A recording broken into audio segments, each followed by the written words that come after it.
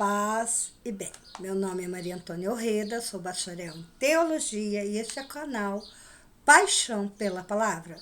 Vamos lembrar de curtir, compartilhar, comentar e acionar o sininho.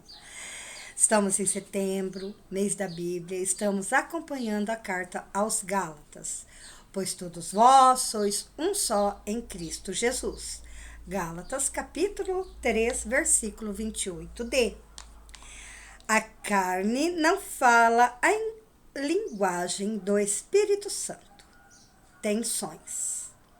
Gálatas, capítulo 5, versículo 16 ao 18. Eu vos exorto, deixar-vos sempre guiar pelo Espírito e nunca satisfaçais o desejo da carne. Pois o que a carne deseja é contra o Espírito, e o que o Espírito deseja é contra a carne. São os opostos um do outro, e por isso nem sempre fazeis o que gostaríeis de fazer. Se, porém, sois conduzido pelo Espírito, então não estáis sob o jugo da lei. Palavras do Senhor, graças a Deus. Eu vos exorto é uma expressão que Paulo usava muito em suas cartas, principalmente aos Romanos e Coríntios. Era para fazer algum apelo de mudança ou retomar uma ideia. Aqui o pensamento foi sobre o Espírito Santo, que guia a comunidade em torno do serviço de amor e liberdade. Deixai-vos sempre guiar pelo Espírito Santo. A junção de pelo Espírito como guiar, caminhar, é a característica de qualquer comunidade. Quem se deixa sempre mover pelo Espírito não satisfará o desejo da carne. O ser humano carnal, que se ama a si mesmo e abandona o próximo, vive em um universo totalmente fechado ou egoísta. A carne pode significar instintos egoístas. O carnal, para o apóstolo, cai no individualismo, no egoísmo. O eu provoca a prepotência e a arrogância de comportamento. A pessoa se fecha na sua limitação. Muitas vezes, orgulha-se por ser autossuficiente. Acha que não precisa de ninguém. O carnal perde a consciência de ser, por natureza, fraco. Quando se viu no versículo 16 que se deveria guiar pelo Espírito, mostrou a decisão de se abandonar os desejos da carne. Então os Gálatas, na primeira vez, haviam recebido o Espírito de Deus e experimentaram a vida cristã em comunidade. Viveram na liberdade, convivendo uns com os outros, inclusive com o próprio Paulo, que estava doente. No entanto, muitos, após a chegada dos missionários judeu-cristãos judaizantes, claudicaram. Não houve, por parte de alguns, a decisão firme pelo Evangelho. Logo, aqueles que estavam indecisos foram deixando a linha do Espírito e abraçaram o projeto da carne. Não só para os Gálatas dissidentes, mas para qualquer pessoa de qualquer grupo ou tempo, existe um combate no interior da pessoa humana cristã. O apelo de Paulo é de que os fiéis ao Evangelho precisam estar ligados à comunidade, sempre para superarem os instintos egoístas e deixarem guiar pelo Espírito. O versículo 18 mostrou que o Espírito, agindo nos fiéis abertos, ajuda-os a superar os instintos egoístas da carne.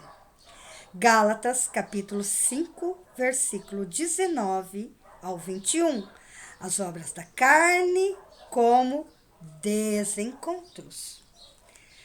São bem conhecidas as obras da carne: imoralidade sexual, impureza, devastidão, idolatria, feitiçaria, inimizades, contenda, ciúmes, iras, intrigas, discórdias, facções, invejas, bebedeiras, orgias e outras coisas semelhantes.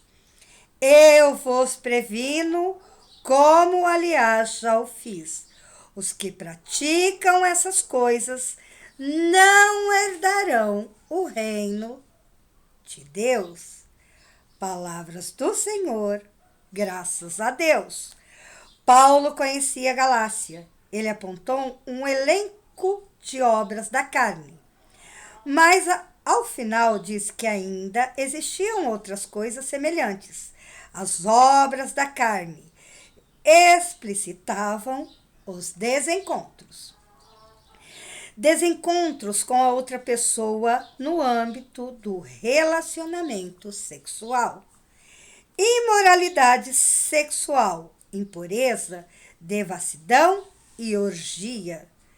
Desencontro com Deus no âmbito da religiosidade, idolatria e feitiçaria. Desencontro com o irmão no âmbito das relações sociais, inimizades, contendas, ciúmes, iras, intrigas, discórdia, facções e invejas. Desencontro consigo mesmo no âmbito subjetivo, bebedeira. Quando há os desencontros com o outro, fazendo objeto sexual, quando se desencontra com Deus, quando se desrespeita o irmão, será sempre impossível ter um encontro consigo mesmo. O eu se ilude, nenhum eu é Deus. O projeto da carne pode, baseado no egoísmo, estrangular o ser humano. Então, disse Paulo, os que praticam essas coisas não herdarão o reino de Deus. Os evangelistas irão mais tarde desenvolver a teologia do reino de Deus. O fruto do Espírito Santo, o campo de ação do Espírito é a comunidade. Gálatas, capítulo 5, versículo do 22 ao 25. O fruto do Espírito, porém, é amor, alegria, paz, paciência, amabilidade, bondade, lealdade, mansidão, domínio próprio. Contra essas coisas não existe lei. Os que pertencem a Jesus Cristo crucificaram a carne com suas paixões e seus desejos.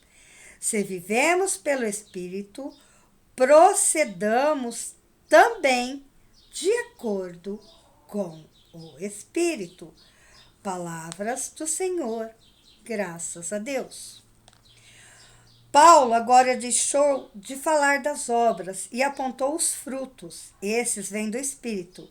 Os frutos são espelhos das diretivas dinâmicas e geradoras de vida na comunidade. Se nas obras apareciam os desencontros, agora há um tríplice encontro. Encontro com o irmão no âmbito social, amor, alegria, paz, paciência, amabilidade, bondade e mansidão. Encontro com Deus no âmbito da religiosidade, a fé. Encontro consigo mesmo no âmbito subjetivo, o domínio próprio.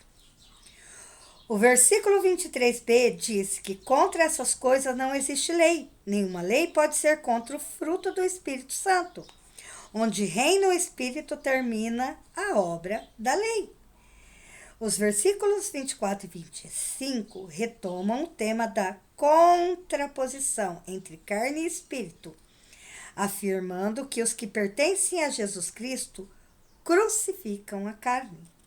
A nova vida dos fiéis passa pela morte, unidos ao crucificado que se entregou por amor e por obediência.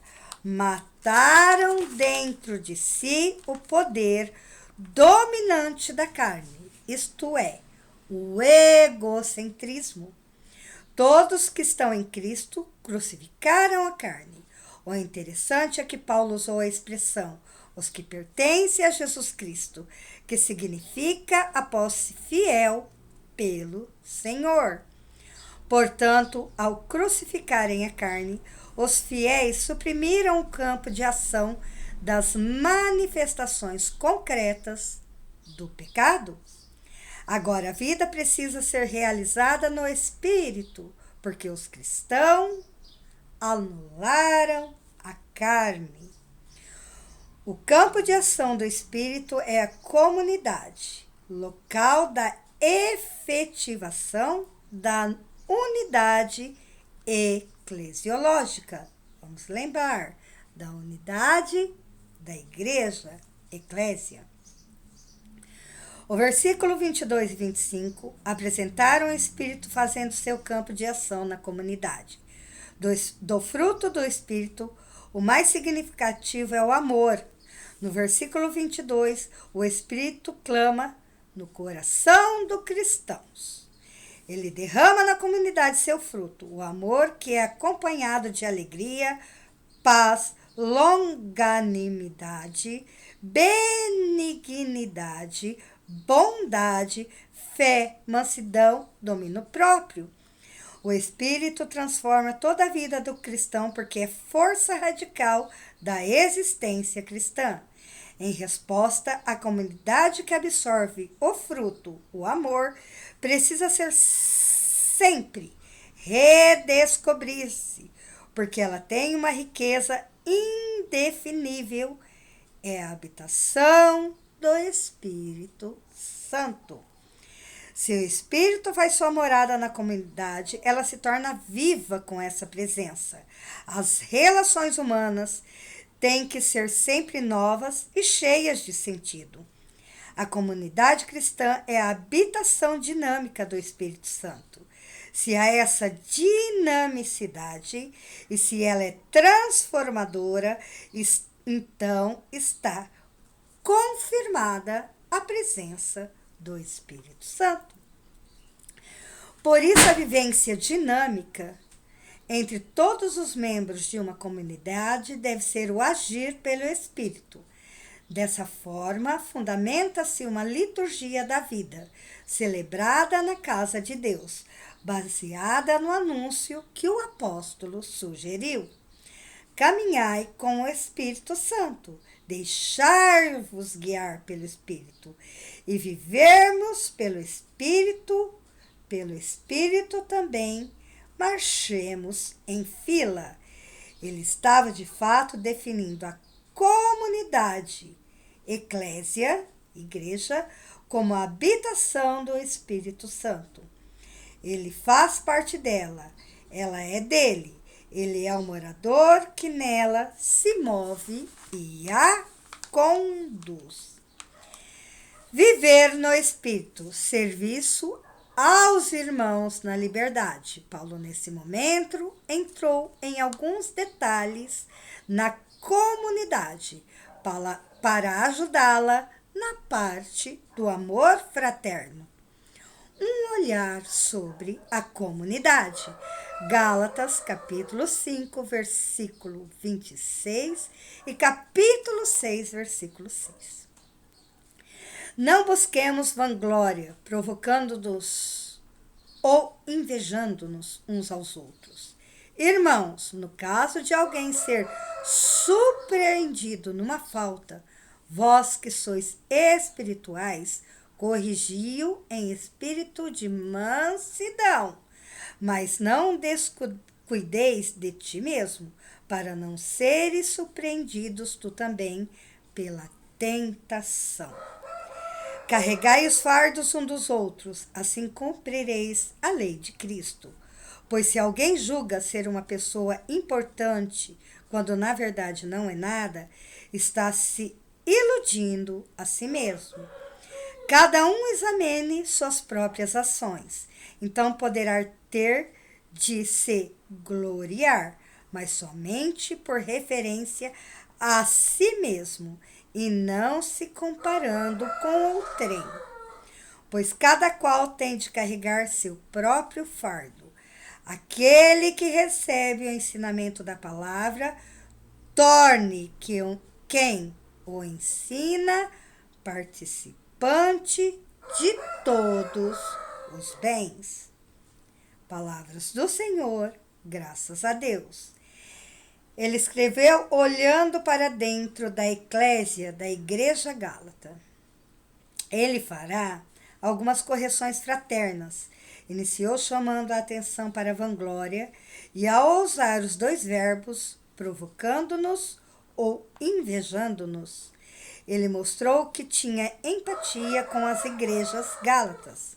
Sabia da presença dos agitadores que apareceram para solaprar o verdadeiro evangelho. Vanglória sugere luta pelo poder. Ele estava chamando os gálatas para o cuidado com o glorismo e o triunfalismo. Onde existe luta pelo poder, é impossível a linguagem do amor. Inicia-se o capítulo 6, versículo 1, com o termo mais querido do apóstolo, porque era sinônimo de vida fraternal. Irmãos. Em seguida aparecem as contradições dentro de um grupo. De um lado, ele falou em surpreendido numa falta. De outro disse, vós que sois espirituais. Sobre a falta não é mencionada. Não importa. Alguém errou, precisava de uma correção fraterna sobre os espirituais. Significava para Paulo os que viviam a mentalidade fraterna da comunidade, à luz do Espírito vivo de Deus. Se a correção for feita com amor e com franqueza, retrata o espírito de mansidão evangélico. A correção fraterna é papel de todos os membros comunitários. Sempre atento, o apóstolo chamou a atenção de quem faz a correção. Quer dizer que quem corrige está preocupado com a pessoa e com a comunidade. E, no entanto, não pode perder o sentido da humildade e corrigir com amor. Antes ele havia dito para colocar-se a serviço uns dos outros. Agora, falando de fardos, sugeria que quando a vida comunitária é serviçal, é partilha, os fardos se tornam leves, porque a preocupação comunitária torna tudo mais prazeroso. Ele se referiu à lei de Cristo. Esta não era como as obras da lei judaica, que oprimiam por serem pesadas. O jurisdicismo judaico era muito pesado. A lei de Cristo acontece no envolvimento de uns com os outros, construindo o bem-querer. E ali está o Espírito de Deus movendo a partilha. Os membros da eclésia, igreja, transpiram a prática do amor conduzida pelo Espírito. Paulo refletiu também sobre a individualidade de cada um. Ela tem que estar dentro do compromisso e da responsabilidade fraterna. Ele se referiu a alguém que não é nada e se julga uma pessoa importante. Há aqui um repúdio à arrogância. Na vida comunitária não tem lugar para os prepotentes, então Paulo apela para o espírito de humildade, porque deve haver a interdependência entre todos os membros. Todos precisam de todos, ninguém vive sozinho na interdependência. Todos dependem do Espírito de Deus. Há um chamado à contínua revisão de vida. O Espírito fortalece a cada um e a todo o grupo. Em uma vida fraterna, toda glória pertence a Cristo. No Espírito de Cristo é possível carregar seu próprio fardo. Os Gálatas não podiam se esquecer daquelas coisas mínimas que aconteciam na vida comunitária. O versículo 6 sugere que os anunciadores da palavra precisavam ser sustentados pelos que ouviam e aprendiam a mesma palavra. Era uma questão de responsabilidade pessoal e comunitária. A comunhão de bens deve acontecer como expressão de vida comum. E num trecho tão pequeno, tanta coisa para a gente observar e aprender. A correção fraterna. E é muito difícil a correção fraterna.